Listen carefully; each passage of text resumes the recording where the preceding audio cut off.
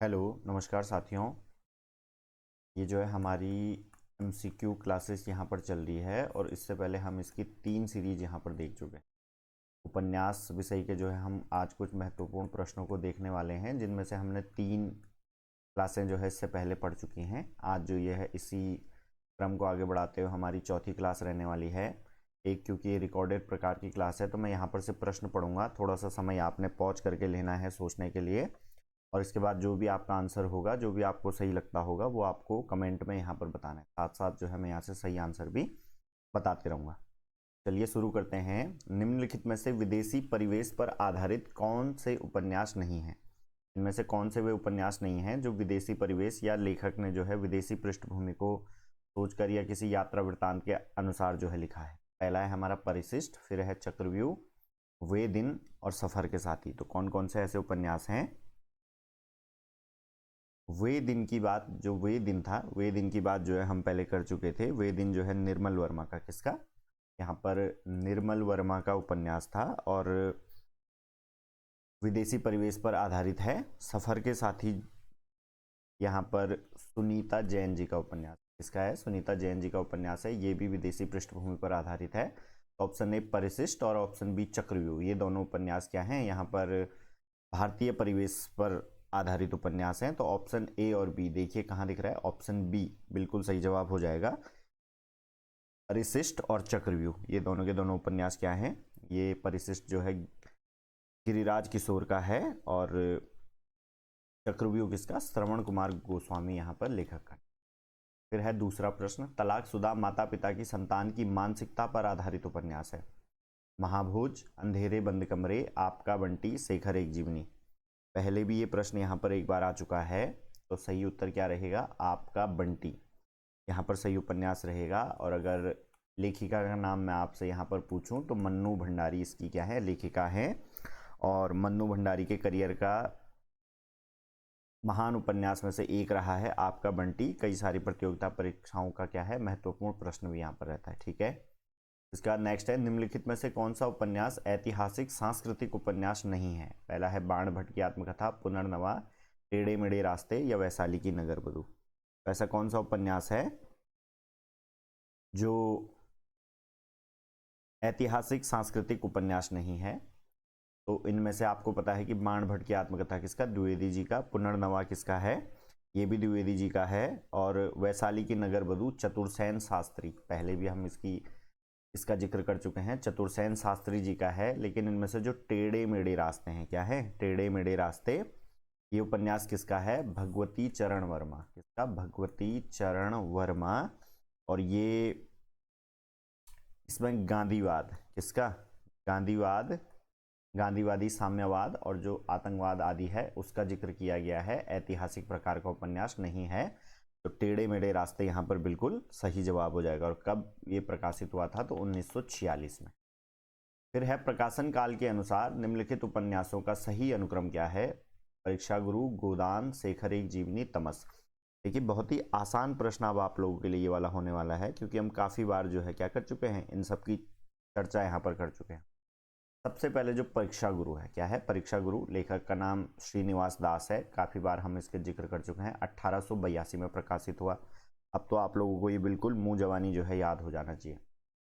फिर इसमें से जो गोदान है, क्या है? गोदान है मुंशी प्रेमचंद जी का अंतिम पूर्ण उपन्यास, 1936 में प्रकाशित हुआ था। कब हुआ था? 1936 में। फिर है शेखर एक जीवनी, क्या है? शेखर एक जीवनी 2 भागों में प्रकाशित हुआ था। कब कब? 1940 में और 1944 में। और तमस आप लोगों को पता है, क्या है? तमस इसका उपन्यास है, भीष्म साहनी का यहाँ पर उपन्यास है। और 1973 में ये प्रकाशित हुआ। और 1974 में इन्हें क्या, साहित्य अकादमी जो है इस रचना पर मिला। ठीक है। तो आप यहाँ पर क्या अब इनका क्रम लगा पा रहे हैं? तो बिल्कुल पहला ही क्रम बिल्कुल सही है। 1882, 1936, 1940 और 44। और तमस का है 1973। तो ऑप्शन ए जो है यहाँ पर क्या बिल्कुल सही रहने वाला। फिर है, भीष्म साहनीकृत तमस उपन्यास का कथानक किन मुख्य विषयों पर केंद्रित है? पहला है विभाजन की त्रासदी, सामाजिक विषमता, सांप्रदायिक विद्वेष, स्त्री विमर्श। तो 2-3 बार हम इसकी चर्चा कर चुके हैं पहले। अभी जैसे थोड़ी देर पहले मैंने आपको बताया कि कब प्रकाशित हुआ था? 1973। और 1974 में इस कृति को क्या मिला था? साहित्य अकादमी पुरस्कार मिला था। किसी एक रचना विशेष को मिलने वाला सर्वश्रेष्ठ पुरस्कार माना जाता है साहित्य अकादमी। और अगर सारी जितनी भी कृतियां हैं उन सबको ध्यान में रख करके किसी लेखक के पूरे लेखकीय जीवन के लिए दिया जाता है ज्ञानपीठ पुरस्कार। कौन सा दिया जाता है? ज्ञानपीठ। और साहित्य अकादमी किसे दिया जाता है? रचना विशेष को। तो इनमें से देखिए, तमस पर पहले भी हम यहाँ पर बात कर चुके हैं। तो विभाजन की त्रासदी इसमें मुख्य है। क्या है? विभाजन की त्रासदी इसमें मुख्य है। और क्योंकि आपको पता है विभाजन के समय क्या है, यहाँ पर हिंदू और मुसलमानों को क्या, मुसलमानों के लिए पाकिस्तान एक अलग देश की व्यवस्था की गई थी और हिंदुओं को किसमें, हिंदुस्तान यानी कि भारत के लिए व्यवस्था की गई थी। तो सांप्रदायिक विद्वेष भी यहाँ पर दिखाई देता है। तो देखिए ए और डी ऑप्शन आपको कहाँ दिखाई दे रहे हैं? तो ऑप्शन ए और डी ऑप्शन बिल्कुल सही जवाब है। फिर है, अफ्रीका में रंगभेद तथा उपनिवेशवादियों की स्थानीय और भारतीय मूल के निवासियों के प्रति घृणा और क्रूरता का मार्मिक चित्रण किस उपन्यास में किया गया है? पहला है पहला गिरमिटिया, जुगलबंदी, परिशिष्ट या तीसरी सत्ता। तो अफ्रीका में जो रंगभेद हुआ था, कहाँ पर? गांधी जी भी काफ़ी लंबे समय तक यहाँ पर अफ्रीका में रहे और अफ्रीका में रंगभेद के उन्मूलन में गांधी जी का भी पहला क्या, काफ़ी महत्वपूर्ण योगदान रहता है। इनमें से पहले भी हम एक बार चर्चा कर चुके हैं कि पहला गिरमिटिया क्या है? पहला गिरमिटिया है। और लेखक कौन है इसके? गिरिराज किशोर सिंह। गिरिराज किशोर सिंह। कुछ जो महत्वपूर्ण प्रश्न बन जाते हैं उनका प्रकाशन वर्ष, लेखक का नाम भी आपको याद रहना चाहिए। तो पहला गिरमिटिया जो उपन्यास है वो अफ्रीका में जो रंगभेद वगैरह की नीति थी इस पर क्या था? आधारित था। तो ऑप्शन ए पहला गिरमिटिया। फिर है, निम्नलिखित उपन्यासों को उनसे संबंधित पात्रों के साथ सुमेलित कीजिए। तमस, राग दरबारी, महाभूत, झूठा सच। देखिए अधिकांश चीजें हम इसमें क्या कर चुके हैं, अभी तक सॉल्व कर चुके हैं। तो आसान प्रश्न एक यहाँ पर ये रहने वाला है। देखिए किस प्रकार से, अब इनमें से वो उपन्यास देखिए जिनकी चर्चा जो है हम अभी तक कर चुके हैं। एक जो है तमस उपन्यास पहला देखिए, तो इसमें से एक रिचर्ड, जो मैंने आपको बताया था कि उस समय का क्या, डिप्टी कलेक्टर डीएम जो है वहाँ पर रहता है। तो तमस जो है रिचर्ड से संबंधित है। तो उसके बाद देखिए जो रंगनाथ बाबू रहते हैं, नए नए एमए करके जो है हिस्ट्री में एमए करके यहाँ पर गांव में आए रहते हैं। तो रंगनाथ किसके? राग दरबारी के यहाँ पर क्या है? पात्र हैं। फिर उसके बाद जो एक सुकुल बाबू होते हैं, ये कहाँ पर? महाभोज के यहाँ पर पात्र हैं। और एक तारा जो पात्र होती हैं वो किसकी? झूठा सच की पात्र। देखिए शेखर जो है, आपको पता है शेखर एक जीवनी का क्या है? शेखर एक जीवनी के क्या है? प्रमुख पात्र हैं। कौन? शेखर। तो शेखर इनमें से किसी भी उससे मेल नहीं खाते क्योंकि शेखर एक जीवनी यहाँ पर नहीं हमारे पास दिया गया। देखिए पहले ए का तीसरा कहाँ पर हमें दिख रहा है? ए का तीसरा ऑप्शन सी में दिख रहा है। बाकी ऑप्शन को बिल्कुल आप लोग भूल जाइए और ऑप्शन सी जो है क्या हो जाएगा यहाँ पर? बिल्कुल सही जवाब हो जाएगा। फिर है नेक्स्ट देखिए, निम्नलिखित में से दलित जीवन पर आधारित उपन्यास है। धरती धन्ना अपना, ठीकरे की मंगनी, कठगुलाब और यथा प्रस्तावित। ऐसे उपन्यासों को आपने चुनना है जो किस पर? दलित जीवन पर आधारित हैं। और एक या एक से ज्यादा कौन से वो उपन्यास हैं, इनमें से ऑप्शनों में से चूज करना है। तो देखिए जो धरती धन्ना अपना है, क्या है? धरती धन्ना अपना जगदीश चंद्र का जो है क्या है? उपन्यास है। पहले भी हम इसमें चर्चा कर चुके हैं इस बारे में। तो ऑप्शन ए यहाँ पर देखिए किस किस में दिख रहा है? सी और डी को आप लोग बिल्कुल काट दीजिए। फिर एक बी ऑप्शन बचता है हमारे पास और डी ऑप्शन बचता है। ठीक है, तो जो यथा प्रस्तावित है, क्या है? यथा प्रस्तावित है एक प्रकार की दलित पृष्ठभूमि पर लिखा गया उपन्यास है। क्या है? दलित पृष्ठभूमि पर लिखा गया उपन्यास है। और लेखक का नाम बोलूं तो गिरिराज किशोर। कौन है? गिरिराज किशोर जो है इसके क्या है? लेखक है गिरिराज किशोर। जबकि जो ठीकरे की मंगनी है, क्या है? ठीकरे की मंगनी विवाह संबंधों पर आधारित जो है उपन्यास यहाँ पर है और नासिरा शर्मा जी द्वारा लिखा गया है। किसके द्वारा? नासिरा शर्मा। एक रह जाता है कठगुलाब। कठगुलाब कौन? यहाँ पर मृदुला गर्ग। कौन? मृदुला गर्ग इसकी लेखिका है। तो पहला धरती धन्ना अपना और यथा प्रस्तावित, ऑप्शन ए और डी। देखिए कहाँ पर दिख रहा है हमें? तो बी ऑप्शन। बी ऑप्शन क्या हो जाएगा? बिल्कुल सही जवाब हो जाएगा। फिर देखिए निम्नलिखित उपन्यासों को संबंधित परिवेश के साथ सुमेलित कीजिए। नीचे दिए गए कूटों का प्रयोग करते हुए सही उत्तर का चयन कीजिए। पहला है राग दरबारी, अंतिम अरण्य, बसंती, कोरजा। ठीक है, तो इसमें से एक राग दरबारी की काफ़ी बार हम चर्चा कर चुके हैं। राग दरबारी में किसके, शिवपालगंज के जो एक नगर रहता है, ना उसे ढंग से नगर कह सकते हैं, ना उसे ढंग से कस्बा कह सकते हैं, ऐसा लेखक खुद कहता है उस रचना में। तो राग दरबारी शिवपालगंज। देखिए क्या आप इस एक ऑप्शन के द्वारा क्या यहाँ पर मिला पा रहे हैं? देखिए पहले का हमें चौथे से मिलाना है, तो देखिए पहले का चौथा कहाँ है, ए को भी काट दीजिए, बी को भी काट दीजिए, सी को भी काट दीजिए, और डी में जो है बिल्कुल पहले का चौथा है। बाकी अन्यों को अब हम मिलाते हैं। तो अंतिम अरण्य क्या है, अंतिम अरण्य में जो है बहादुरगंज का यहाँ पर चित्रण है। किसका है, बहादुरगंज का। और अगर लेखक बोलूँ मैं आपको, निर्मल वर्मा जो है इसके क्या है, लेखक है। फिर बसंती, यहाँ पर जो बसंती है वो महानगर दिल्ली, बसंती उपन्यास में किसका, महानगर दिल्ली का यहाँ पर चित्रण है। और भीष्म साहनी इसके क्या है, लेखक हैं। भीष्म साहनी इसके लेखक हैं। फिर उसके बाद जो कोरजा उपन्यास है, क्या है, कोरजा उपन्यास, उसमें बस्तर मध्य प्रदेश का जिक्र है। कोरजा में बस्तर मध्य प्रदेश का जिक्र है। और अगर लेखक की बात करूं तो मेहरू निसा परवेज, कौन, मेहरू निसा परवेज जो है इसकी क्या है, लेखिका है। और शिवपालगंज राग दरबारी आपको पता ही है, श्रीलाल शुक्ल जो है इसके क्या है, लेखक हैं। काफी प्रसिद्ध उपन्यास। फिर नेक्स्ट देखिए, निम्नलिखित उपन्यासों को उनके वर्ण्य विषय के साथ सुमेलित कीजिए और नीचे दिए गए कूट का प्रयोग करते हुए सही उत्तर का चयन कीजिए। नाच्यो बहुत गोपाल, सूरज का सातवां घोड़ा, मुझे चांद चाहिए, गली आगे मुड़ती है। देखिए अब यहाँ से सूची से आपको दूसरी सूची में मिलाना है। जो अभी तक जिन चीज़ों का हम जिक्र कर चुके हैं, अगर उन लोगों के बारे में बात करें तो पहले हमने सूरज का सातवां घोड़े के बारे में काफ़ी बार जिक्र कर लिया है। और कहाँ का इसमें परिवेश दिखाया गया है, तो इलाहाबाद के परिवेश के बारे में इसमें क्या चर्चा की गई है। फिर उसके बाद नाच्यो बहुत गोपाल, एक दो बार जो है इसका पहले नाम आ चुका है। नाच्यो बहुत गोपाल में भी दलित जीवन का क्या है यहाँ पर वर्णन है।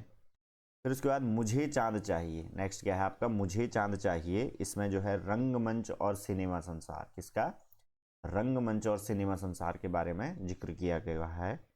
और गली आगे मुड़ती है में वाराणसी के जो शैक्षिक परिसर है, वाराणसी का जो शैक्षिक परिसर है, इसके बारे में यहाँ पर जिक्र किया गया है। तो देखिए इस प्रकार का ऑप्शन आपको कौन सा दिखता है, ए का जो है हमें तीसरे से मिलाना है, तो ऑप्शन ए जो है यहाँ पर क्या है, बिल्कुल सही जवाब है। फिर उसके बाद नेक्स्ट है, देश विभाजन के प्रसंग पर आधारित उपन्यास है, झूठा सच, तमस, कितने पाकिस्तान, छोटे छोटे महायुद्ध। एक प्रश्न हमने अभी देखा थोड़ी देर पहले कि तमस तो यहाँ पर अवश्य ही होना चाहिए, तमस तो यहाँ पर क्या होना चाहिए, अवश्य ही होना चाहिए। एक और हम यहाँ पर देख चुके हैं, झूठा सच, यशपाल कृत जो झूठा सच है, इसमें भी क्या देश विभाजन के प्रसंग पर आधारित है। और कितने पाकिस्तान, क्या, कितने पाकिस्तान किसका है, कमलेश्वर, कमलेश्वर का कितने पाकिस्तान, ये तीनों के तीनों किस पर आधारित हैं, देश विभाजन के प्रसंग पर आधारित हैं।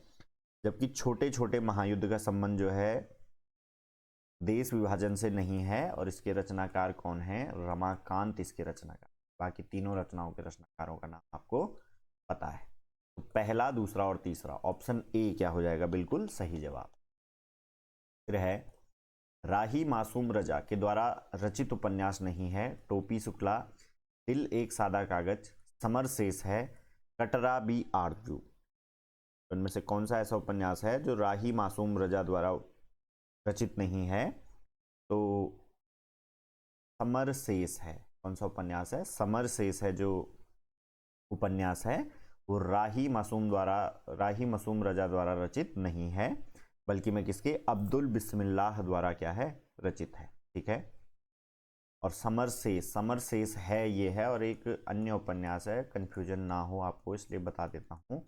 समर शेष करके एक उपन्यास है अन्य, जो है विवेकी राय ने इसकी रचना करी थी 1988 में। कौन से, 1988 में। समर शेष ध्यान रखना है, यह है समर शेष है, इसने रचना करी अब्दुल बिस्मिल्लाह ने, और समर शेष विवेकी राय। समर शेष है और समर शेष दो अन्य अलग अलग उपन्यास है।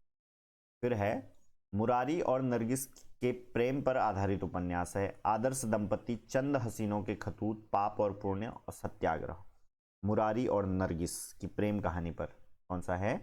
सबसे पहले तो रचयिता कौन है इसके? बेचैन शर्मा उग्र जी जो है क्या है इसके रचयिता है। और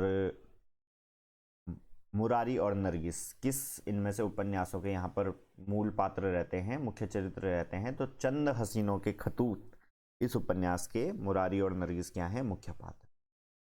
फिर है, निम्नलिखित में से क्या तमस उपन्यास में सांप्रदायिक भावना के निर्माण में सहायक नहीं है? सांप्रदायिक पूर्वाग्रह, विभिन्न संप्रदायों का एक स्थान पर वास, वर्गीय पूर्वाग्रह, अतीत की गौरव कथाएं। तो इनमें से क्या पूर्वाग्रह, इनमें से जो है क्या भावना सांप्रदायिक, कौन सी ऐसी भावना है जो इनमें क्या सांप्रदायिक भावना के निर्माण में सहायक नहीं है? तो जो इसमें विभिन्न संप्रदायों का, क्योंकि अगर आप इस उपन्यास को पढ़ते हैं तो शुरुआती में है, पहले या दूसरे भाग में जो आपको इसके में पता चल जाता है कि यहाँ पर सिख भी रहते हैं। कौन रहते हैं? सिख भी रहते हैं, हिंदू भी रहते हैं और मुस्लिम भी रहते हैं। कौन रहते हैं? हिंदू भी और मुस्लिम, तीनों धर्मों के लोग यहाँ पर। और अंग्रेज तो जो है उस समय थे ही, तो मेनली जो हिंदुस्तान के परिवेश से संबंधित हैं, सिख, हिंदू और मुस्लिम तीनों प्रकार के लोग यहाँ पर रहते थे। तो विभिन्न संप्रदायों का एक स्थान पर वास इसमें क्या सांप्रदायिक भावना के निर्माण में सहायक नहीं है।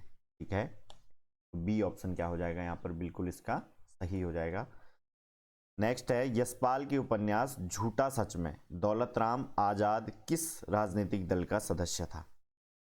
झूठा सच किसका उपन्यास है? यशपाल का। और इसमें जो दौलत राम आजाद हैं, कौन है? दौलत राम आजाद हैं, ये किसके? कम्युनिस्ट पार्टी के एक सशक्त कार्यकर्ता के रूप में हमें यहाँ पर दिखते हैं। यशपाल आपको पता है मार्क्सवादी विचार के क्या हैं? मार्क्सवादी विचार के लेखक यहाँ पर रहे हैं। और जो दौलत राम आजाद होते हैं यहाँ पर, ये किसके? कम्युनिस्ट पार्टी के यहाँ पर एक राजनीतिक सदस्य थे। नेक्स्ट है, अगर प्रेम खूंखार शेर है तो मैं उससे दूर ही रहूंगी, मैंने तो उसे गाय ही समझ रखा था। मैं प्रेम को संदेह के ऊपर समझती हूँ, यह देह की वस्तु नहीं आत्मा की वस्तु है। संदेह का वहाँ जरा भी स्थान नहीं और हिंसा तो संदेह का ही परिणाम। वह संपूर्ण आत्मसमर्पण है। ये पंक्तियाँ गोदान में किस पात्र द्वारा कही गई? देखिए, आप अगर इसमें थोड़ा सा दिमाग लगाएंगे, थोड़ा सा अगर इसको थोड़ा अलग तरीके से आप सोचेंगे, तो ये आपको एक दार्शनिक बात टाइप की लग रही हो। ऐसी बात टाइप की लग रही होगी आपको, दार्शनिक बात टाइप की लग रही होगी आपको। गोविंदा जो है मिस्टर खन्ना की जो वाइफ रहती हैं, या गृहिणी प्रकार की एक महिला है, पति सेवा में ही खुद को क्या, खुद के जीवन को सार्थक मानती है। जो सोना रहती है, सोना कौन होती है इसमें? सोना जो है होरी की पुत्री होती है, जो ग्रामीण परिवेश से ही आती है, तो इतनी महान दार्शनिक बात नहीं कह सकती। सिलिया जो होती है एक चमारिन के रूप में यहाँ पर रहती है, सिलिया चमारिन, जिसे माता दीन का, दाता दीन का जो पुत्र होता है माता दीन, वो जो है अंत में क्या कर लेता है? इससे विवाह कर लेता है। तो मालती, और मालती के बारे में मैंने आपको बताया है, ये क्या रहती हैं? डॉक्टर रहती हैं, और एक मेहता जी रहते हैं, प्रोफेसर मेहता रहते हैं, उनसे प्रेम कर बैठती हैं। तो मेहता जी क्या रहते हैं? दर्शन शास्त्र के यहाँ पर प्रोफेसर रहते हैं, और उनके ही प्रभाव से मालती इस प्रकार की उक्तियाँ कहने लगती है। थोड़ा सा आपने थोड़ा अलग तरीके से इसको सोचना है, और आंसर आप लोगों के सामने है मालती। ठीक है, फिर है, हजारी प्रसाद द्विवेदी के निम्नलिखित उपन्यासों को कथा स्रोत की दृष्टि से उनके समय से सुमेलित कीजिए। अनाम दास का पोथा, पुनर्नवा, बाण भट्ट की आत्मकथा, चारुचंद्र लेख। तो इनको कथा वस्तु किस समय की लिखी गई थी, इस समय में से हमने यहाँ पर क्या सुमेलित करना है। पहला देख लीजिए, बाण भट्ट की आत्मकथा, कई बार हम इसके बारे में जिक्र कर चुके हैं।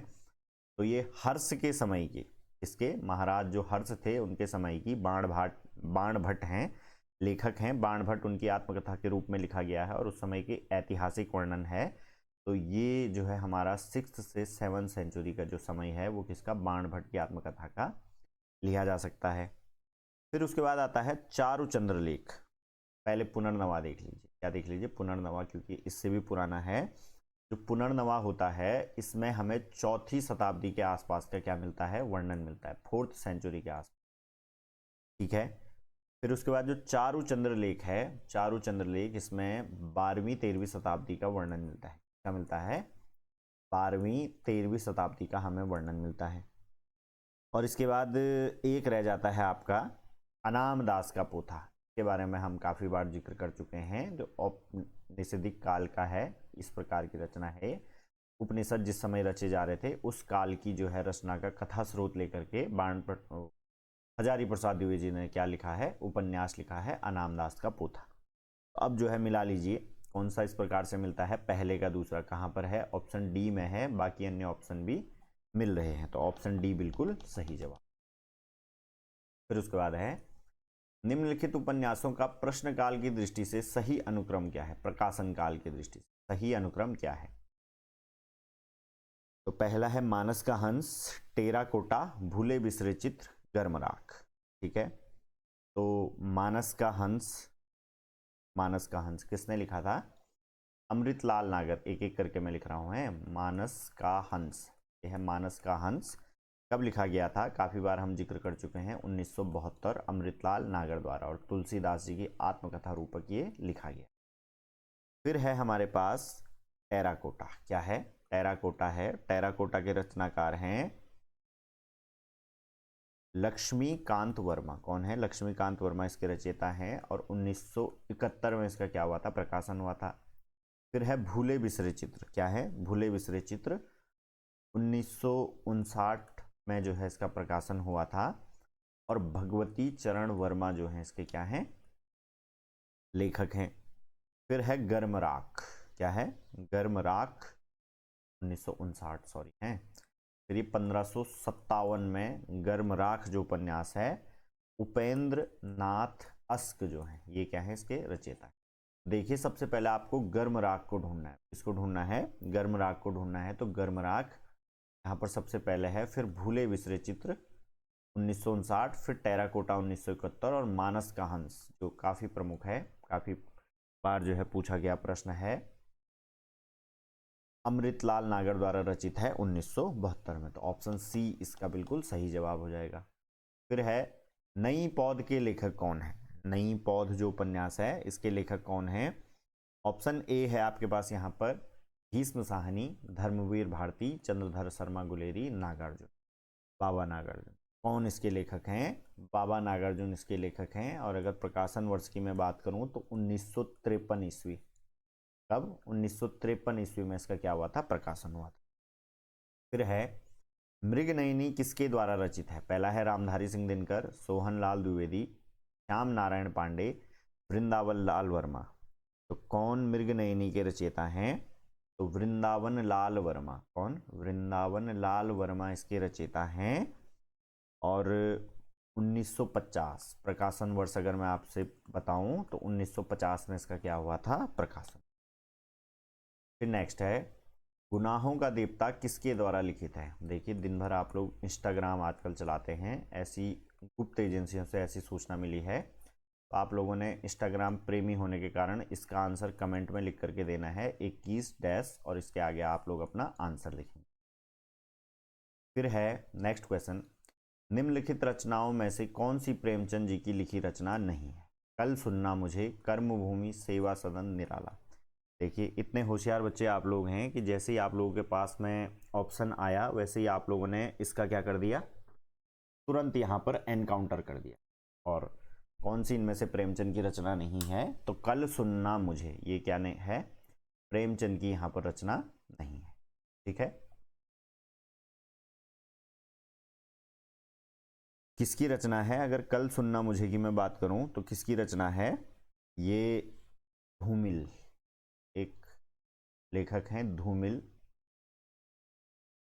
सुदामा प्रसाद पांडे, उनकी रचना है। बाकी कर्मभूमि भी, सेवा सदन भी, निर्मला भी किसकी? तीनों के तीनों ओजी उपन्यासकार प्रेमचंद जी की क्या है? रचना है। फिर उसके बाद नेक्स्ट है उपन्यास के कथानक को 3 प्रधान भागों में बांटा जा सकता है। पहला है कथोपकथन, मध्य या विकास, परिणाम या समाप्ति, प्रारंभ या प्रस्तावना, उद्देश्य या विकास, परिणाम या समाप्ति, प्रारंभ या प्रस्तावना, मध्य या विकास, परिणाम या समाप्ति, प्रारंभ या प्रस्तावना, मध्य या विकास, और उद्देश्य। देखिए उपन्यास क्या है? जिस प्रकार अभी हमने कहानी के तत्व पढ़े थे, उसी प्रकार में उपन्यास का भी एक प्रमुख तत्व है कथानक, यानी कि इसका प्लॉट। क्या है इसका प्लॉट, और इसे जो है 3 भागों में यहाँ पर बिल्कुल हम बांट सकते हैं, पहला, दूसरा, तीसरा। देखिए इसका जो पहला पार्ट होता है वो होता है प्रस्तावना। क्या होता है, प्रस्तावना होता है। पहले लेखक अगर हमें किसी गांव के बारे में बताना है, मान लीजिए हमें शिवपालगंज के बारे में बताना है, तो पहले हम शिवपालगंज की प्रस्तावना देंगे कि उसके आसपास क्या होता था, किस प्रकार से वहां पहुंचा जा सकता है, कैसे कैसे करके चीजें शिवपालगंज की ओर विकास लेती हैं। इसे प्रारंभ या प्रस्तावना कहा जाता है। फिर दूसरा होता है मध्य या विकास। जैसे ही हम एक बार शिवपालगंज के अंचल का चित्रण कर लेते हैं, उसके बाद हम वहां पर शिवपालगंज के अंदर घुस जाते हैं प्लॉट में, और उसके बाद वहां पर किस किस प्रकार के पात्र हैं, कैसे कैसे करके जो है वो शिवपालगंज में कौन क्या कैसे कर रहा है, उसे कहा जाता है विकास या मध्य कह सकते हैं। ठीक है, मध्य। फिर है परिणाम या समाप्ति। फिर क्या निकलता है उसका लास्ट में, परिणाम निकलता है या इसकी समाप्ति हो जाती है। ठीक है, तो देखिए इस प्रकार के 3 ऑप्शन आपको कहां पर दिख रहे हैं, तो सी ऑप्शन बिल्कुल, प्रारंभ या प्रस्तावना, मध्य या विकास, परिणाम या समाप्ति, ऑप्शन सी बिल्कुल सही जवाब हो जाएगा। फिर है हिंदी का प्रथम मौलिक उपन्यास कौन सा है। काफी बार देखिए मैं इसका आप लोगों को आंसर बता चुका हूं, तो 24 डैश और आगे अपना आंसर लिख करके आप लोग किस पे बताएंगे अभी कमेंट में लिख करके। फिर है सरकटी लाश उपन्यास के लेखक हैं बाबू देवकीनाथ खत्री, लज्जाराम मेहता, गोपाल राम गहगरी, या इनमें से कोई नहीं। तो कौन है सरकटी लाश, तो बिल्कुल जैसे नाम से ही स्पष्ट हो रहा है, गोपाल राम गहमरी। क्यों, क्योंकि ये किस प्रकार के उपन्यासों के यहाँ पर प्रणेता माने जाते हैं, तो जो जासूसी प्रकार के उपन्यास हैं, प्रकार के जो जासूसी प्रकार के उपन्यास हैं उसके ये यहाँ पर क्या माने जाते हैं, प्रणेता माने जाते हैं। ठीक है, फिर है रजिया बेगम किसकी रचना है, गोपाल राम गहमरी, किशोरी लाल गोस्वामी, श्रद्धा राम फुल्लेरी, या फिर प्रसाद जी। तो रजिया बेगम किसकी रचना है यहाँ पर, तो ऑप्शन बी किशोरी लाल गोस्वामी जी की रचना है। क्या, रजिया बेगम। नेक्स्ट देखिए, नूतन ब्रह्मचारी है नाटक, उपन्यास, कहानी संग्रह, इनमें से कोई नहीं। जैसा कि मैं पहले भी बता चुका हूं आपको कि इतने विद्वान आप लोग हैं कि तुरंत बता लेते हैं कि उपन्यास की यूनिट चल रही है, तो किस प्रकार का ये प्रश्न है उपन्यास का, नूतन ब्रह्मचारी कैसा है उपन्यास। विद्वता के जो है चर्चे हैं आप लोगों के भी सारी जगह। फिर है भूतनाथ उपन्यास के रचयिता हैं, पहले हम इस पर बात कर चुके हैं, देवकी नंदन खत्री इसके क्या है। फिर है धनिया और झुनिया प्रेमचंद के किस उपन्यास के पात्र हैं। बिल्कुल अपनी आर्टिलरी को जो है आप लोगों ने तैयार रखा हुआ है, जैसे ही आप लोगों के पास सही ऑप्शन आ रहा है उसको आप बिल्कुल क्या तोप से छलनी कर दे रहे हैं। धनिया और झुनिया किस उपन्यास के, गोदान उपन्यास के पात्र हैं, और प्रकाशन वर्ष बिल्कुल भी दिमाग से नहीं निकालना है, पेपर तक 1936। फिर है अनाम दास का पोथा शीर्षक उपन्यास के लेखक हैं। बिल्कुल आर्टिलरी की जो है आपने कंधे से नहीं उतारना है उसे, ठीक है, बिल्कुल फायर करते रहना है, हजारी प्रसाद द्विवेदी। फिर नेक्स्ट है नीला चांद उपन्यास के लेखक कौन, नीला चांद उपन्यास के लेखक कौन है, तो इनमें से रांघे राघव, सुरेंद्र वर्मा, शैलेश मटियानी, या इनमें से कोई नहीं। इस बार थोड़ा जो है आर्टिलरी को क्या रोक दीजिए अपना, कौन है इनमें से नीला चांद के रचयिता, तो इनमें से कोई नहीं, क्योंकि नीला चांद जो उपन्यास है उसके कई बार ऐसे ट्रिकी प्रश्न भी आ जाते हैं, इनमें से कोई नहीं। तो कौन इसके हैं, वैश्वानर शिव प्रसाद सिंह। कौन, वैश्वानर, नाम लिख देता हूं मैं, वैश्वानर, और इसके आगे आपको पता है शिव प्रसाद सिंह। तो वैश्वानर शिव प्रसाद सिंह नीला चांद उपन्यास हैं लेखक हैं। फिर इसके बाद है निम्नलिखित में से कौन सा उपन्यासकार एक आंचलिक उपन्यासकार है। पहला है यशपाल, जैनेन्द्र कुमार, राही मसूम रजा, अज्ञेय। आंचलिक उपन्यासकार, अभी तक जो है आपने यहाँ पर रेणु का नाम सुना था, किसका, रेणु का नाम, मैला आंचल इन्होंने लिखा है, आंचलिक उपन्यास इसे कहा जाता है, और इन्हें आंचलिक उपन्यासकार इनमें से जो एक नाम और ऐड ऑन कर लीजिए आप इसमें, राही मासूम रजा। कौन? राही मासूम रजा, ये भी एक आंचलिक उपन्यासकार हैं। और आधा गांव, टोपी शुक्ला, ओस की बूंद, दिल एक सादा कागज, 3 इनमें से अभी थोड़ी देर पहले एक ऊपर ऑप्शन में हमने देखे थे, तो ये भी क्या एक आंचलिक उपन्यासकार है। फिर है प्रेमचंद के निम्नलिखित उपन्यासों को रचना वर्ष के सिलसिलेवार लगाना है हमने, ठीक है। गबन, गोदान, सेवा सदन। अब देखिए बिल्कुल आप लोगों की आर्टिलरी दोबारा क्या आ गई होगी, फाइट मोड में आ गई होगी। काफी बार बता चुका हूं मैं, 1918 में क्या सेवा सदन पहला, उर्दू में किस नाम से आता था? बाजारे हुस्न नाम से आता था। फिर है इनका गबन, क्या है गबन, कब आया था गबन? 1931 में। और गोदान से आप लोग परिचित हैं 1936। तो क्या आपको कोई ऐसा क्रम मिल रहा है जिसमें गौ के बाद क हो और फिर ख हो? तो ऑप्शन बी इस प्रकार का बिल्कुल सही है। फिर बाण भट्ट की आत्मकथा है, एक कहानी, एक उपन्यास, एक आत्मकथा, इनमें से कुछ भी। देखिए आत्मकथा तब होती है जब बाण भट्ट खुद इसे लिखते, कि बाण भट्ट जब इसे खुद लिखते तो वो बाण भट्ट की आत्मकथा होती। लेकिन ये किसके? हजारी प्रसाद द्विवेदी जी द्वारा लिखा गया है। और क्या है? ये एक उपन्यास, ठीक है। फिर इसके बाद नेक्स्ट है, विश्व का प्रथम उपन्यास किसे माना जाता है? विश्व का प्रथम उपन्यास किसे माना जाता है? तो अभी थोड़ी देर पहले मैंने आपसे बात करी कि बाण भट्ट, जो नाम लिया मैंने आप, है ना, बाण भट्ट, इनके द्वारा रचित है ये कादम्बरी। और भाषा अगर मैं आपको इनकी बताऊं तो संस्कृत में रचित ग्रंथ है। और इसे क्या माना जाता है? विश्व का प्रथम उपन्यास माना जाता है। फिर है चतुरी चमार, उपन्यास है किसका? इनमें से आपको बताना है, प्रेमचंद, निराला, भगवती चरण वर्मा, जैनेन्द्र। तो इनमें से किसका उपन्यास है चतुरी चमार? तो निराला, सूर्यकांत त्रिपाठी निराला, महाप्राण निराला का क्या है? उपन्यास है। और अभी 2-3 दिन पहले इनकी क्या थी? बसंत पंचमी के दिन, किस दिन? बसंत पंचमी के दिन इनकी क्या थी? जयंती भी। और कल प्रसाद जी की जयंती थी, आज जो है गांधी जी की है। जयंतियां ही जयंतियां हैं। लालटीन की छत के लेखक हैं, लालटीन की छत, इसके लेखक कौन है? भीष्म साहनी, उषा प्रियमवदा, निर्मल वर्मा, नरेंद्र कोहली। तो कौन लालटीन की छत के लेखक हैं? तो निर्मल वर्मा इसके क्या हैं? लेखक हैं, लालटीन की छत। फिर है नौकर की कमीज के लेखक हैं, पहला है असगर वजाहत, विनोद कुमार शुक्ल, भगवान दास मोरवाल, मृदुला गर्ग। तो कौन इसके लेखक हैं? बहुत महत्वपूर्ण नाम, अभी कुछ समय पहले इनका देहावसन हुआ। और इनकी जो एक कृति थी, दीवार में एक खिड़की रहती थी, कौन सी? दीवार में एक खिड़की रहती थी, उसे क्या मिला? अभी कुछ समय पहले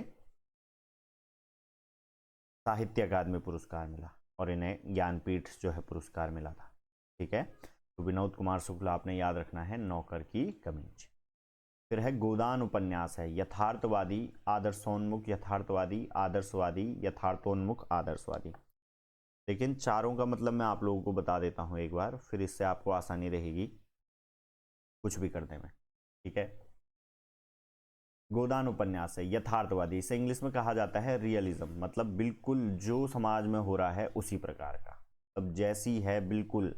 एक परिभाषा होती है यथार्थवाद की, यथार्थवाद होता है कि दुनिया को रंगीन चश्मे से ना देख करके क्या करना, रंगीन चश्मे से ना देख करके बिल्कुल साफ फ्रेम वाले चश्मे से देखना, ताकि दुनिया जैसी है वैसी ही हमें दिखे। आदर्शवादी होती है, जैसे महात्मा गांधी और गौतम बुद्ध का आदर्शवाद था। आदर्शवाद मतलब होता है कि चाहे बुरे से बुरे आदमी को, बुरे से बुरे आदमी को भी हम उसके साथ अच्छा बर्ताव करके क्या कर सकते हैं? सुधार सकते हैं। जैसे प्रेमचंद के प्राथमिक उपन्यासों में आप देखते होंगे जो शुरू के चरणों में लिखे, जैसे सेवा सदन हो गया, निर्मला हो गया, तो इस प्रकार के उपन्यासों में क्या होता था? अंत में सब कुछ सही हो जाता है। क्या हो जाता है? अंत में सब कुछ सही हो जाता है, हैप्पी एंडिंग हो जाती है। हैप्पी एंडिंग को कहेंगे हम आदर्शवाद। लेकिन जिसमें केवल एंडिंग होगी, हैप्पी भी नहीं होगी, सैड भी नहीं होगी, सैड की तरफ ज़्यादा झुकी हुई रहेगी, उसे क्या यथार्थवाद कहेंगे। फिर आदर्शोन्मुख यथार्थवादी, मतलब आदर्श की ओर मुड़ा हुआ है थोड़ा, लेकिन यथार्थवाद का भी उसमें पूरा जिक्र है, तो क्या कहेंगे?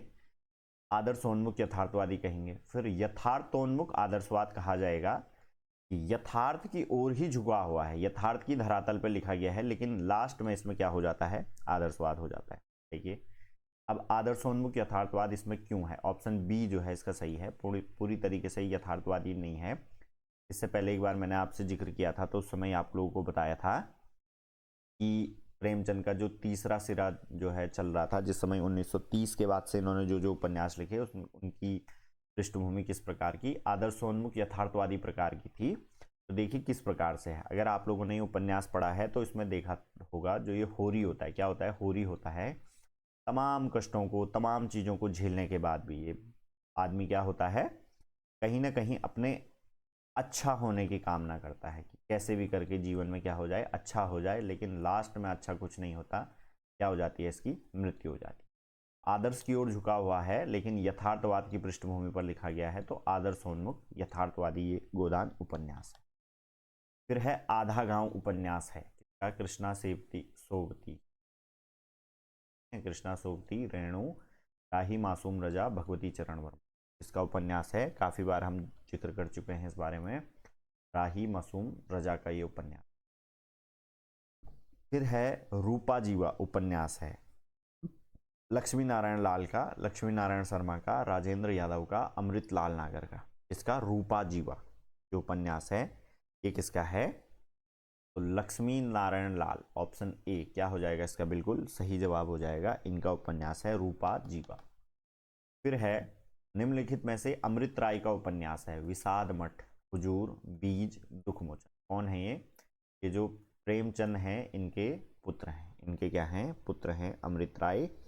जो मैंने आपको बताया था कि मंगलसूत्र प्रेमचंद का अंतिम रचित जो उपन्यास था, जिसे वो आधा ही लिख पाए थे, उसको बाद में किसने, इन्होंने ही पूरा किया था। तो इनके द्वारा लिखा गया उपन्यास कौन सा है, बीज उपन्यास है, इनके द्वारा लिखा गया, ठीक है। और जो ये दुखमोचन, हुजूर, दुखमोचन, हुजूर, और ये नहीं सॉरी, दुखमोचन जो उपन्यास है ये किसका, नागार्जुन का है, किसका, नागार्जुन का है, नागार्जुन का ये उपन्यास है, ठीक है, बाबा नागार्जुन का उपन्यास है दुखमोचन। और अमृत राय का उपन्यास कौन सा, ध्यान रखेंगे आप लोग, बीज। फिर है पद्यात्मक भावभूमि पर श्यामा स्वप्न नामक उपन्यास की सर्जना किसने की, पहला है श्रीनिवास दास, फिर है ठाकुर जगमोहन सिंह, राजा लक्ष्मण सिंह, या भारतेंदु हरिश्चंद्र। पद्यात्मक भावभूमि पर तो किसने करी थी, ठाकुर जगमोहन सिंह ने इसकी रचना करी थी, किस उपन्यास की, श्यामा। और श्रीनिवास दास का जो परीक्षा गुरु है, काफी बार हम इसकी चर्चा कर चुके हैं, पहला मौलिक उपन्यास। फिर है सन्यासी किसकी कृति है, इनमें से सन्यासी जो उपन्यास है किसकी कृति है, पहला है यशपाल, फिर है नागार्जुन, फिर है निराला, फिर है इलाचंद्र जोशी। तो किसकी कृति है यहाँ पर, इलाचंद्र जोशी की कृति है, और इन्हें क्या मनोवैज्ञानिक उपन्यासकारों में से एक गिना जाता है। फिर है भाषा के जादूगर के रूप में कौन विख्यात है, शिव पूजन सहाय, बेचैन शर्मा उग्र, जैनेन्द्र कुमार, यशपाल। तो भाषा के जादूगर के रूप में कौन विख्यात हैं, प्रेमचंद जो है वो कलम के जादूगर हैं, प्रेमचंद किसके, कलम के जादूगर हैं, लेकिन यहाँ पर भाषा के जादूगर पूछा गया है। तो प्रेमचंद युग के ही उपन्यासकार थे शिव पूजन सहाय, कौन थे, शिव पूजन सहाय। और इनका एक प्रसिद्ध उपन्यास है देहाती दुनिया, उपन्यास है इनका एक देहाती दुनिया, इनका एक उपन्यास है, काफी प्रसिद्ध उपन्यास है। शिव पूजन सहाय को कहा जाता है भाषा के जादूगर। फिर नेक्स्ट है वैशाली की नगर वधु किसकी रचना है, पहला है वृंदावन लाल वर्मा, अमृत लाल नागर, चतुर्सेन शास्त्री, इनमें से कोई नहीं।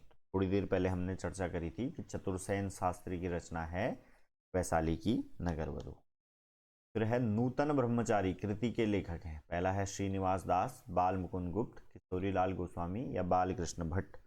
नूतन ब्रह्मचारी के इसके लेखक कौन हैं, बाल कृष्ण भट्ट हैं।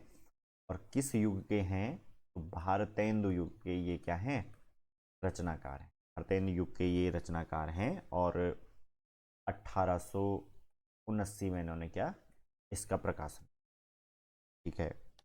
फिर है प्रेमचंद द्वारा रचित उपन्यास का नाम क्या है, इनमें से कौन सा उपन्यास प्रेमचंद का है, तो आप लोगों की आर्टिलरी जो है दोबारा से किसमें मोशन में आ गई होगी, गोदान जो है प्रेमचंद का क्या है उपन्यास।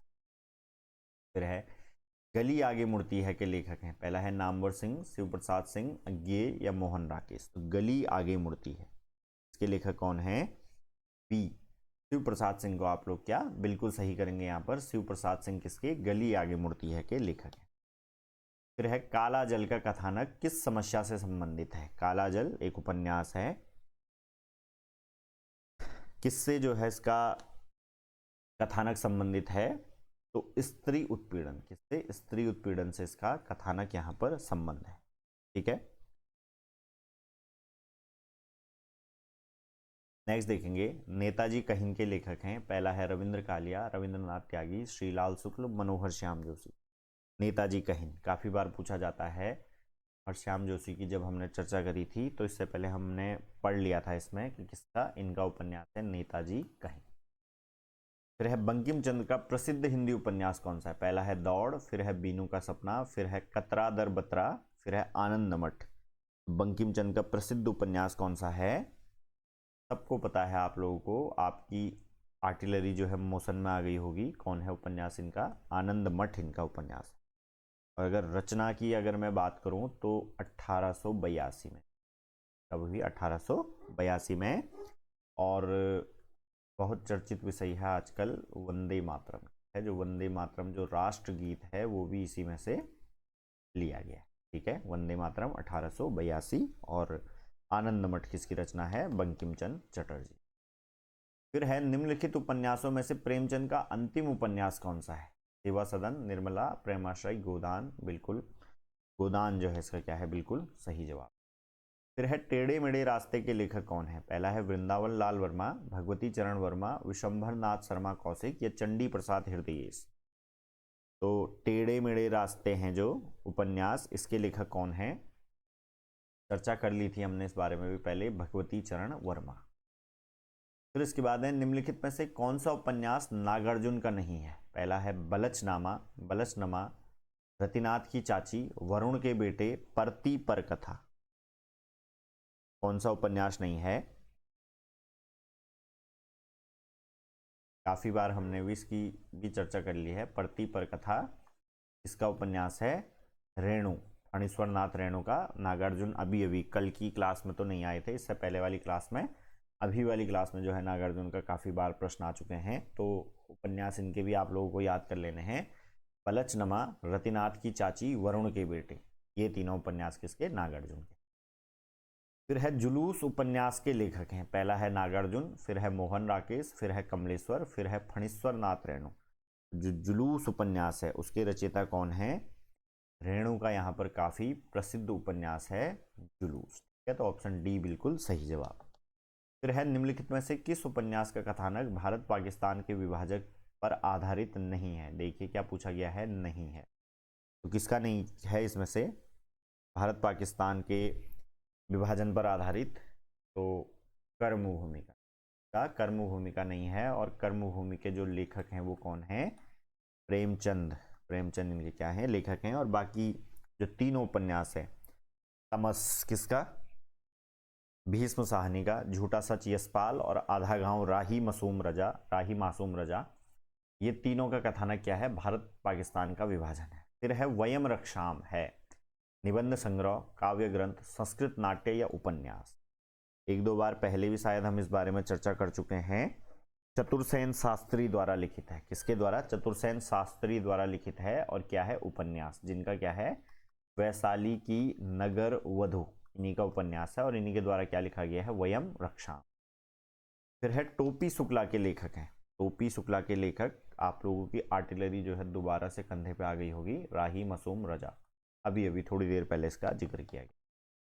फिर है वीरांगना नामक उपन्यास के रचयिता हैं, पहला है जयशंकर प्रसाद, राम नरेश त्रिपाठी, जगन्नाथ, रामधारी सिंह। कौन, रामधारी सिंह दिनकर।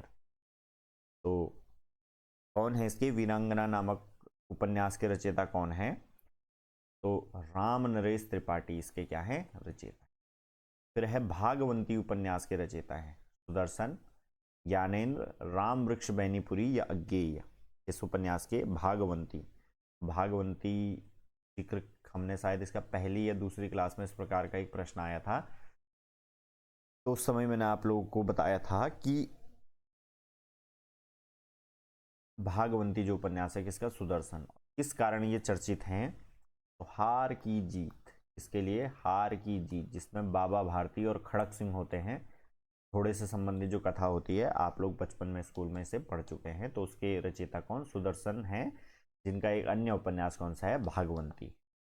फिर आपका बंटी उपन्यास की लेखिका है, आपका बंटी उपन्यास की लेखिका हैं। इतनी बार ये प्रश्न आ चुका है, अब तो आप लोगों ने पहले ही इसके ऑप्शन को सूट कर दिया है, तो कहाँ पर आप लोगों ने सूट किया कमेंट में मुझे ज़रूर बताना।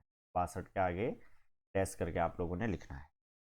फिर है, निम्नलिखित में से कौन सा समूह आचार्य हजारी प्रसाद द्विवेदी के उपन्यासों को दर्शाता है। पहला है अप्सरा, अलका, प्रभावती, निरूपमा, बाण भट्ट की आत्मकथा, चारुचंद्र लेख, पुनर्नवा, अनाम दास की पोथा, झूठा सच, दादा कॉमरेड, देशद्रोही, दिव्या, सोमनाथ, धर्मपुत्र, वयम रक्षाम, आत्मदाह। पूरा विश्वास मुझे है कि जिस समय मैं क्वेश्चन के ये पढ़ रहा था ऑप्शन, तो उसी समय आप लोगों ने अपनी आर्टिलरी चला दी होगी और बी को क्या किया होगा, बिल्कुल सही जवाब किया होगा। फिर है, शेष कादंबरी उपन्यास की लेखिका है मृदुला गर्ग, उषा प्रेमवदा, मन्नू भंडारी, अलका सरावगी। कौन है इनमें से शेष कादंबरी उपन्यास की लेखिका, तो आप लोग नाम याद रखेंगे, अलका सरावगी। अलका सरावगी क्या है, इनकी लेखिका है। फिर है, झूला नट उपन्यास की रचनाकार हैं। पहला है मैत्रेयी पुष्पा, मृदुला गर्ग, उषा प्रेमवदा, शिवानी। तो झूला नट जो उपन्यास है उसकी रचयिता कौन है, मैत्रेयी पुष्पा, इसकी क्या है, रचनाकार, ये रचयिता है, ठीक है। फिर प्रसाद द्वारा रचित इरावती कैसा उपन्यास है, प्रसाद द्वारा रचित इरावती कैसा उपन्यास है, तो ये एक ऐतिहासिक प्रकार का उपन्यास है। कैसा है, ऐतिहासिक प्रकार का उपन्यास है। और प्रसाद ने टोटल 3 उपन्यास लिखे और बाकी के 2 कंकाल, कंकाल पहला और फिर तितली, ये दोनों के दोनों कैसे सामाजिक प्रकार के उपन्यास हैं। प्रसाद यानी कि कौन, जयशंकर प्रसाद, और इरावती कैसा, ऐतिहासिक प्रकार का उपन्यास, ठीक है।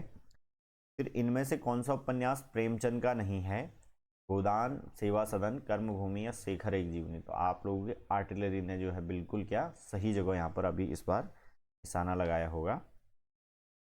फिर है, झीनी झीनी बीनी चदरिया किस उपन्यासकार की कृति है। पहला है राही मासूम रजा, अब्दुल बिस्मिल्लाह, असगर वजाहत या मुद्रा राक्षस। तो इनमें से किस उपन्यासकार की कृति है झीनी झीनी बीनी चदरिया। तो जो अब्दुल बिस्मिल्लाह हैं इनकी रचना है झीनी झीनी बीनी चदरिया। फिर है, सांप्रदायिकता समस्या पर लिखा गया उपन्यास कौन सा है। पहला है तमस, पलचनमा, अपने अपने अजनबी, बूंद और समुद्र। तो सांप्रदायिक समस्या पर लिखा गया कौन सा है, तमस, काफी बार हम जिक्र कर चुके हैं। और इसका आपने अब प्रकाशन वर्ष, अब क्या प्रकाशन वर्ष, ये भी तुरंत जो है कमेंट लिख करके बताना है। और साथ में से साहित्य अकादमी कब मिला था ये भी कमेंट लिख के बताना है। और इसके लेखक कौन है ये भी कमेंट लिख करके आप लोगों ने बताना है, आप लोगों के रिकॉल के लिए। फिर है, निम्न में से कौन सा उपन्यास एवं उपन्यासकार का युग्म सही नहीं है। पहला है महाभोज, मन्नू भंडारी, आवा, चित्रा मुगदल, तत्सम, राजी सेठ, मुझे सूरज चाहिए, सुरेंद्र वर्मा। तो कौन सा युग्म इसमें सही नहीं है। अगर यहाँ पर सूरज की जगह सुरेंद्र वर्मा जी को चांद दे दिया जाए, क्या दे दिया जाए, चांद दे दिया जाए, और इसका नाम किया जाए मुझे चांद चाहिए, तो ये जो है बिल्कुल वर्मा जी का हो जाएगा।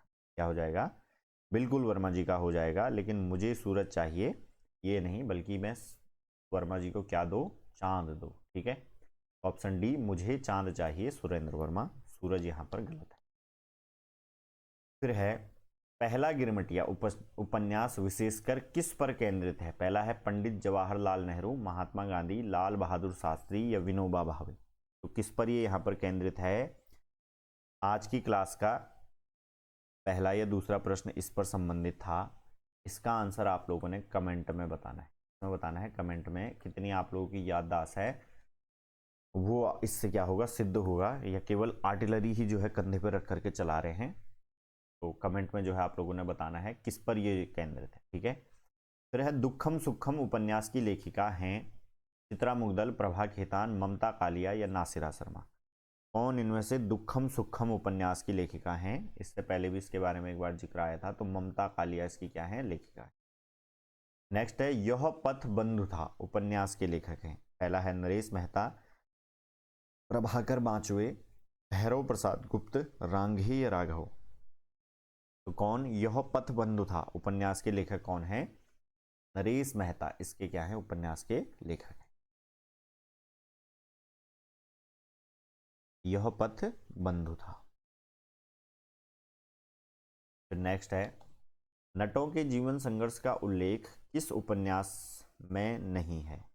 नटों के जीवन संघर्ष का उल्लेख किसमें नहीं है? तो इनमें से एक उपन्यास के बारे में आप लोगों को पता है कि सेवा सदन में किसका? वैश्य समाज का यहाँ पर चित्रण है। किसका? वैश्य समाज का चित्रण है। जो इसकी नायिका रहती है सुमन। कौन रहती है? सुमन। कैसे जो है वैश्य जीवन में प्रवेश करती है और बाद में किन किन लोगों के प्रभाव से उस जीवन से वो वहां से बाहर निकलती है, इस चीज का चित्रण है सेवा सदन में। तो नटों के जीवन संघर्ष का इसमें चित्रण नहीं है। फिर है इनमें से कौन मनोवैज्ञानिक उपन्यासकार नहीं है? इनमें से कौन मनोवैज्ञानिक उपन्यासकार नहीं है? पहला ऑप्शन आप लोगों के पास है इलाचंद्र जोशी, जैनेन्द्र, अज्ञेय, मनोहर श्याम जोशी। देखिए मनोवैज्ञानिक उपन्यासकारों की एक ट्रायो है। क्या है? ट्रायो है, जो हमने कहानी के समय पढ़ी थी कि सिगमंड फ्रॉइड के मनोविश्लेषणवाद से हिंदी साहित्य में लेखन करने वाले 3 लेखक कौन कौन से हैं? तो इलाचंद्र जोशी, जैनेन्द्र और अज्ञेय उन 3 लेखकों में है और इन तीनों का क्या है? ट्रायो है। ठीक है, तो मनोहर श्याम जोशी इनमें से नहीं है। तो ऑप्शन डी यहाँ पर क्या हो जाएगा? बिल्कुल सही जवाब हो जाएगा। फिर है महाकाल उपन्यास के लेखक हैं अमृत राय, अमृतलाल नागर, विष्णु प्रभाकर, उदय शंकर भट्ट। महाकाल उपन्यास के लेखक कौन है? अमृतलाल नागर यहाँ पर महाकाल उपन्यास के लेखक हैं। बिल्कुल सही जवाब। और प्रकाशन वर्ष की अगर मैं बात करूं तो 1947 ईस्वी में इसका क्या? प्रकाशन। फिर है प्रकाशन वर्ष के अनुसार फणीश्वर नाथ रेणु के उपन्यासों का सही अनुक्रम है। पहला है परती परिकथा, दीर्घ तपा, जुलूस, पलटू बाबू रोड, दीर्घ तपा, जुलूस, पलटू बाबू रोड, परती परिकथा। देखिए एक एक करके हम इसके क्या करते हैं? उपन्यास के प्रकाशन क्रम को जो है लिखते जाते हैं। ठीक है, तो देखिए इनमें से सबसे पहले परती पर कथा को लिख लेते हैं। परती पर कथा का हुआ था 1957 ईस्वी में। कब हुआ था? 1957।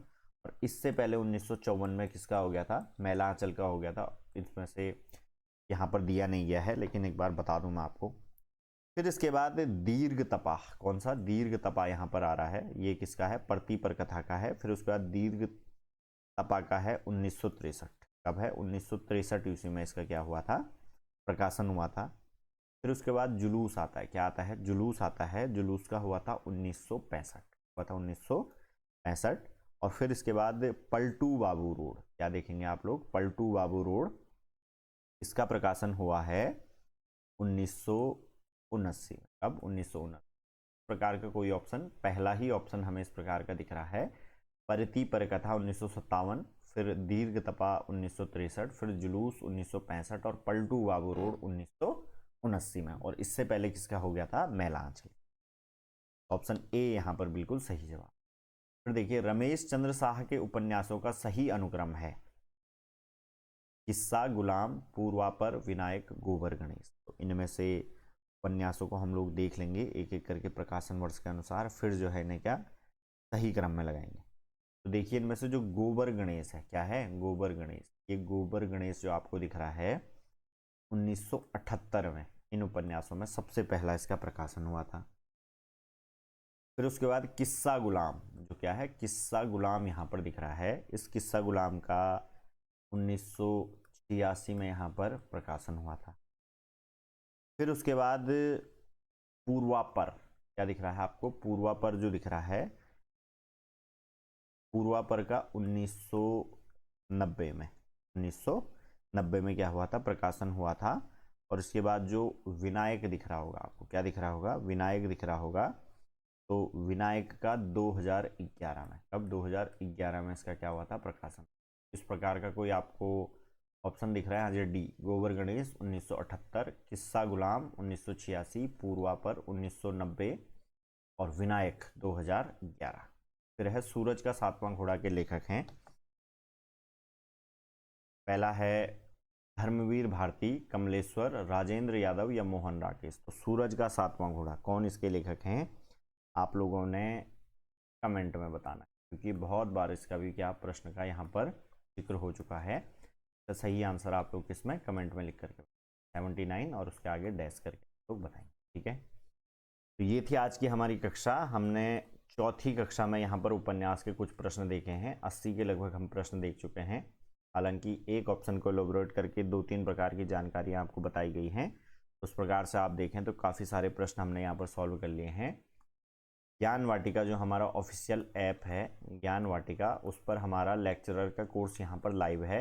आप लोगों में से जो लेक्चरर मेंस का यहाँ पर कोर्स लेना चाहते हैं वो लोग ज़रूर से ऐप को प्ले स्टोर से यहाँ पर प्ले स्टोर से, लिंक भी जो है साथ में डिस्क्रिप्शन बॉक्स में यहाँ पर है, उससे डाउनलोड कर सकते हैं। और YouTube पर आपकी यहाँ पर क्या ये MCQ क्लास की सीरीज में क्या था, उपन्यास कक्षा के कल भी जो है कुछ प्रश्न यहाँ पर हमारे पास उपन्यास के ही रहेंगे। और उसके बाद जैसे उपन्यास के सॉल्व हो जाएंगे तो उसके बाद नेक्स्ट यूनिट को हम लोग शुरू यहाँ पर करने वाले। तो ये थी आज की कक्षा, कैसी लगी आप लोगों को ज़रूर से आप लोग कमेंट करके बताएं। मिलते हैं कल एक नई कक्षा के साथ, तब तक के लिए धन्यवाद।